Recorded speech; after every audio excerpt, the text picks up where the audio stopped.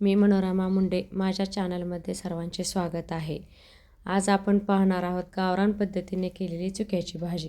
चुक्याची भाजी करण्यासाठी भाजी नीट करून घेतली. त्यासाठी शेंगदाणे आणि तूर डाळ भिजत घातली. भाजी नीट करून चिरून स्वच्छ धुवून घेतली.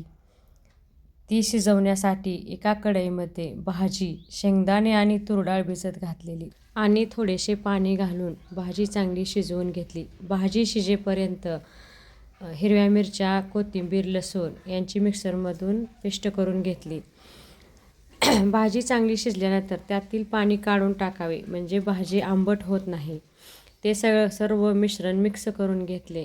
नंतर एका कढईमध्ये तेल घेऊन त्यामध्ये जिरे आणि लसणाची फोडणी दिली. नंतर आपण जे मिक्सरमध्ये बारीक केलेले वाटण होते ते त्यामध्ये टाकले.